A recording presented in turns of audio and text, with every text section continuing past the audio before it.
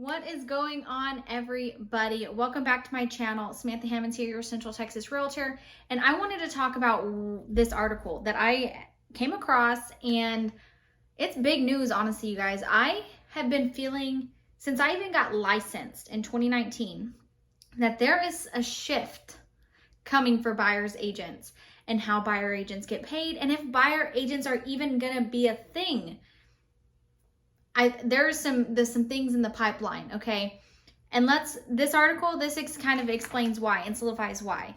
So I'm going to read this article to you. This is from KCUR by Dan Margolis. This is a Kansas City article. I pulled it up and I'm going to read it to you guys. So it's titled, "Thousands of Midwest Home Sellers Eligible to Join Lawsuit Challenging Real Estate Fees." So I'm not going to read the whole thing. I'm going to link it down below so you can read the whole thing. But I've got some spots highlighted, some notes I want to cover. And let's talk about this because this might really change the way we do business. And let's talk about how we prepare as real estate agents for what is coming down the line. Let me straighten out this camera. I don't know if that worked. So let's see. A federal judge certified the case as a class action lawsuit. Federal lawsuit in Kansas City challenging the rules requiring home sellers to pay commissions to brokers representing home buyers has been certified as a class action, meaning thousands of home sellers in the Midwest may be eligible to recover damages if plaintiffs prevail. That's a whole can of worms already, because what are they going to do? Are they going to go back to every seller and find their broker and have their brokers pay back all that buyer's agent commission? Is NAR going to pay? Who's going to pay this? So where is this? How is this going to all work out? Like, this is like a whole can of worms. Originally filed in 2019 on behalf of Missouri home sellers who had listed their homes on the MLS. So it was originally filed in 2019. And I remember hearing about a lawsuit against NAR when I first got licensed. And I think this is the same one connected to it. I could be wrong. But basically saying that it's not right that sellers are paying buyer's agents commission. The Kansas City case is nearly identical to a federal lawsuit in Chicago, which challenges the uncompetitive rules that consumer advocates have long criticized for artificially inflating real estate commissions. That's a funny way, like, honestly, the way that's worded, artificially inflating real estate commissions. Like, what does that even mean? Because let's face it, commissions have always been negotiable, right? Legally, they have to be negotiable, at least here in Texas. And so what does that mean that they're artificially inflated? It doesn't mean that they think that we would charge less for not having a buyer's agent to pay, because I think many agents, I think that they would fight to keep a full whatever they usually charge, even if they're not paying a buyer's agent. Will they get away with it? Will it be easy to justify? I don't know. But I know personally, if I didn't pay a buyer's agent, I probably wouldn't charge what I normally charge. But we have to split it with the buyer's agent, right? That's what we're told. So let's keep reading. The suit names National Association of Realtors and the nation's four largest real estate broker franchise. So Realogy Holdings, Home Services of America, Remax, and Keller Williams are all included in this lawsuit or named in this lawsuit. Go down a little bit. The plaintiffs allege that real estate brokerages and NAR have conspired. They have conspired, you guys, to require home sellers to pay brokers representing home buyers inflated amounts in violation of federal antitrust laws, Missouri Antitrust Law, and Missouri Merchandising Practices Act. Okay, so how is it that we have required home sellers to pay brokers representing home buyers inflated amounts? That, I don't like that terminology either. It's not saying, oh, we have required sellers to pay buyers agents commission. It's saying inflated amounts. So what is inflated amounts? Would it be different if we only split 1%? Would it be different, if we only gave them a flat fee? Like, what constitutes the inflated amounts is what I'm curious about. But at the same time, like, in the contract, that is negotiable, right? Like, or in the listing agreement, at least in Texas, it lists out, here's what we charge and here's how it's being split between MLS brokers and non-MLS brokers and sub-agents. So we as agents, this is kind of what I want to talk about. Are we as agents explaining that properly? Are we at fault here? Let's keep reading. NAR's adoption and implementation of the rule requires that all brokers to make a blanket non-negotiable offer of buyer broker compensation when listing a property on the MLS. Okay, so that's only like half true, right? It is negotiable with the seller, at least in Texas. Like I said, when you sit down, we need to be explaining to the seller I'm sorry, I'm just looking out the window. I don't know why I'm not looking at the camera. We need to be explaining to the seller why it's important that we pay a buyer's agent and how that is all split. But it is not, at least again, in our MLS, it's not necessarily negotiable with the buyer's agent unless you negotiate it before an offer is made. Our MLS rules state what is listed in the MLS is a contract between brokers. So you can't go less and you can't go more unless it's negotiated and approved by the brokers before the offer is submitted. And so that's a whole kind of different story, which most people don't know that about the MLS. So you might want to look that up. So I don't know if this is saying that it's non-negotiable with the seller, or is it non-negotiable between buyer's agent and listing agent? Because it definitely is negotiable with listing agent to seller. Those agents, we just aren't educating our sellers on that. We are saying, this is what I charge, this is why I charge it, this is how much I give. How many of us are actually sitting down and explaining why we give that much and negotiating that and explaining and saying, hey, is this acceptable to you? Let's face it, many agents were taught this is just how it's done. So while it may not be required, this is just how it's done. I mean, really, you could put $1 in the MLS if you wanted to, but what would happen? Many agents, even though it's illegal, would stray away from showing that property. They would show their clients every other property, or they would say, hey, you're actually going to have to pay me on this one, so we can go see it, but you're going to have to pay the difference between what I charge and what they're paying. And guess what? That buyer is not going to be able to afford to go see that property most of the time because they can't pay the difference. They can't pay that difference or pay that buyer's agent fee on top of other closing costs. And as we're going to read a little bit later, that is why the way the MLS was put together, so that buyers could get appropriate representation and actually be able to afford it, right? Because otherwise they wouldn't be able to afford representation most of the time. I mean, you have your luxury buyers, it's a little different story, but most of the time buyers can't afford all their closing costs plus representation. As a condition of listing their homes in the MLS for sale, sellers are required to agree that the listing agent will split commission with the agent representing the buyer. Yeah, I mean, are they required to do that? No. Again, we could put $1 as compensation in the MLS, but is that right? Is that ethical? That's what we have to explain to our sellers. How many of us actually let the client choose, like I said earlier, what that BA commission is, that buyer's agent commission? Do we explain the benefit of a buyer's agent commission? And I wanted to read this comment because I posted this article in one of the Facebook groups I'm in. And this is what her name is Jamie. She said, this is exactly how I explain it to my sellers when they ask why they should pay for a buyer's agent. I say that buyer's agents didn't always exist, which is true. It was only seller's agents. But as you can imagine, with professionals representing only sellers, buyers may not have understood the terms they were agreeing to. So the real estate industry saw the need for buyers to have access to their own professionals. But with down payment and inspection expenses buyers have due at the time of contract or settlement, buyers would not be able to also afford professional representation. Closing costs are split and structured how they are to make sure that buyers cannot be unfairly taken advantage of. Just like when you are buying your next home, you do not want to be unfairly taken advantage of. As a society, we largely agree that people should be able to know what they are agreeing to when it comes to the largest purchase of their life. Which I 100% agree with that comment. Like, that is how we need to be explaining it to our sellers. Not to mention lawsuits that could arise, okay? By you paying that buyer's agent, you are getting an extra level of protection. You're not getting protected. And let me tell you, I'm not a lawyer, so I cannot give legal advice. So it's not like you're getting fully protected, but it gives that extra layer of protection. So you know that hopefully that buyer is doing what they can to have professional representation. So they can't come back later down the road and say, I couldn't afford representation and you took advantage of me. And here's all the things you did wrong. You have a professional on one side, a professional on the other side. Hopefully, again, we have lawsuits all the time in real estate, but hopefully weeding out some of those issues, right? So it's just an extra layer of protection paying for the buyer's agent commission. Another thing I wanted to point out is these sellers that are in this lawsuit right now, they sure were happy when they bought their house and got free representation that they didn't have to pay for. Now they don't want to give free representation. But when they go buy their next home, this is going to bite them in the butt. They're not going to want to pay all these fees. Now, I do agree, maybe we need to change, like I said, to change the way we talk about it. We need to stop saying buyer's agents are free. NAR has actually made it where you're not allowed to say that.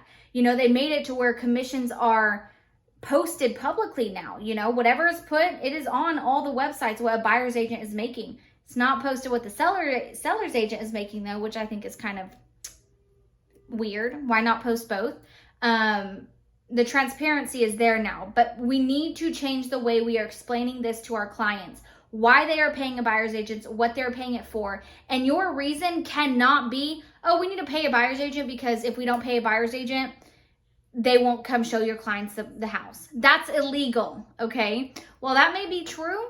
It may be true that, or part of the reason agents don't show a property is from a low commission. It is illegal to do that. They cannot do that, depending on how they're presenting it to their clients, right? Like if they are fully willing to show this property, but telling them, hey, you're gonna have to pay the difference, and then the client chooses not to see the property. I'm not a lawyer, but I think that's okay. But when we're outright saying, no, we're not gonna go see this house, while making up all these excuses, doing all those, sketchy things, just so we can go see the houses with higher commission, or persuading them and using manipulation tactics to get them to purchase the house with a higher commission, that's illegal. We should not be doing that. We should just be doing a better job at educating. The federal judge in Chicago has allowed a similar class action lawsuit to proceed, ruling that the home sellers had supported their allegations of a pricing system in which the seller is essentially locked into a buyer-broker commission rate upfront that neither the buyer nor seller have the incentive or ability to negotiate, which, like I've said this whole time, they do. They do have the ability to negotiate that. We as agents just are not doing the job that we should be doing to help them facilitate that. Overall, agents as a whole are refusing to, quote unquote, get with the times, and we just want what we want, and we'll do whatever we can, whatever tactics we can to secure that rate, and then, give whatever. And the sad part in this day and age, and if you're an agent watching this that is doing this, check yourself, okay? Many of the people are taking the full commissions that they normally would charge, and they are cutting buyer's agent commissions still without truly explaining that to the seller. But then they're using the same excuse that, oh, if we don't pay a buyer's agent, they won't show the house. But then they're cutting buyer's agents commissions. You're taking whatever your percentage is, and you're cutting down the buyer's agents to 1-2%, whatever is, whatever, super low commissions. That's not right either. Okay, that's not right. Just so you know. Think about it. If you're an agent that's doing that, it's wrong, and it's going to come and bite you in the butt. Okay, ethics are a thing. Morality is a thing. Anyway, moving on. NAR argues that the MLS system is efficient and beneficial to consumers. Many first-time low-income buyers wouldn't be able to purchase a home otherwise. These are things that NAR is saying. The pro-competitive, pro-consumer local broker marketplaces serve the best interests of buyers and sellers, NAR says. I'm going to move all the way down. U.S. Justice Department filed a civil suit against NAR alleging that it had established and enforced illegal restraints on how real estate agents compete. The department later withdrew a proposed settlement of that case, saying it was too narrow in focus and didn't sufficiently protect the ability to pursue future claims against NAR. So basically, the lawsuits, the Justice Department in Kansas City and Chicago that originally sued NAR, not necessarily for this case, but maybe a different case, had the chance to settle and decided not to settle because they said that, not good enough. Not good enough if we settle now. They want more. That's another thing I wanted to add. Someone else made this comment. I didn't write down who made it, but sellers don't realize that they might make less, are sellers going to be okay making less money because buyers are going to have to negotiate a lower price on their home if they have to pay their own commissions, because they're not going to be able to afford commissions, closing costs, inspections, appraisals, and all these other things that are wrapped into it, down payment, plus commissions. Like, not say no one will, but a vast majority of the buyers in the market, at least in my market, would not be able to afford that. So sellers are going to get less for their home in the long run, because we're going to either have to negotiate price down, or we're going to have to wrap it into the sales price, which, guess what? That means they're paying it anyway. Hi, hello there. Editing me, just popping in. I'm laying in my bed editing this video, and I wanted to add another point. There are many countries that they don't have buyer's agents, that buyers represent themselves, or the listing agent kind of represents both. I can't speak to how it works in those other companies or other countries, but not every country even has buyer's agents. So the idea that buyer's agents could become obsolete is not really that far-fetched. And that is kind of terrifying for a lot of us, right? And that's kind of one reason we say list to last. You know, you have to list houses to last in this industry, especially if you want to scale. But not to mention, another thing is, we are used to doing business a certain way. So even if buyer's agents become obsolete, and even though it happens in other countries, we are going to find that listing agents get so worn out. Why? Because we're going to be doing double the work as a listing agent for less pay. We're going to have to try to facilitate in a way where we're not doing our selling clients, like our actual clients, a disservice, and making sure we're representing them. But also, you know, in Texas, dual agency is illegal. You can do, what's it called? Intermediary, which is basically you are representing both sides, but you're not representing them, meaning you're basically just the mediator. You can't give either side advice. And so we will have to do that a lot more, which I think, honestly, I do not believe that intermediary helps anybody. Intermediary actually does a disservice to both of your clients. I don't think anyone should be doing intermediary, unless you absolutely need to, or it's the best situation. I mean, I've done it before, but I don't love it, because it really does do both parties a disservice, because you can't represent either one. You can't tell either one the best offer to take, or the best offer to make, or, you know, whatever. But we're going to have to see a lot more of that. We're going to have to see a lot more quote unquote dual agent in the states where dual agency is allowed. It's going to be a crap show, honestly. Like, if buyer's agents start being phased out or become obsolete, it's going to be chaotic for listing agents as well. So that's something else we need to think about. Anyway, back to the video. That's another thing. Okay. I think this is going to be the last point I've made, and this is kind of like something I've thought about since being licensed from the very beginning, and it's kind of like a loop-de-loop.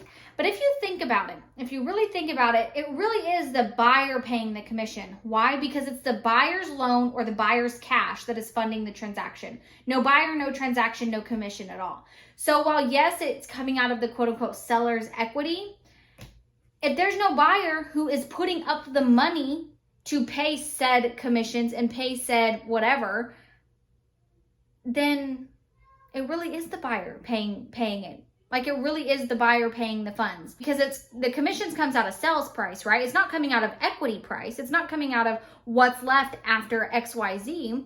It's coming out of sales price. You have a $300,000 house. That commission is coming out of $300,000 that the buyer is either getting a loan for or paying cash for. So it's really the buyer's money paying for the commissions. Has anyone else thought about that? Because people like to come at me when I put it in YouTube comments once, and no one could quite understand what I was trying to explain. But really, it is the buyer paying. If you really want to get super technical, if there is no buyer, there is no commission, there is no equity, there is no nothing. Does that make sense? Anyway, that's all I have to say here. What do you think? Leave your comments down below. I'm in the middle. Okay, I do believe that maybe we need to change some things with the system. My son just burst in here. Mom. You got your popcorn? Yeah. Okay, shut my door. Okay. Ooh. I do think that we do need to change some things with the way the commission, not maybe with the way we get commissions, but how we explain it to our clients. 100% we need to change that. And I know personally, I'm going to try to work on changing that when I am in presentations with clients. And maybe we do need to give more choice to the seller. Allow the seller to have more freedom on what they want that buyer's agent commission to be. And if they choose to make it less than what is typical in your area, because we know legally there's no set standard of commission, But if they choose to make it a 1% or a $500 or whatever, we need to let them accept the consequences of that action, right? We need to explain to them what could happen by doing that.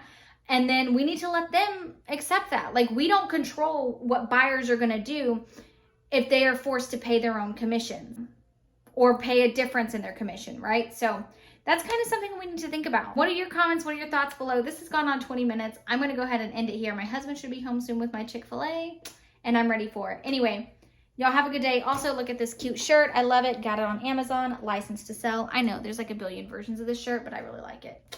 Anyway, have a blessed and wonderful day, and I'll talk to you later. Bye.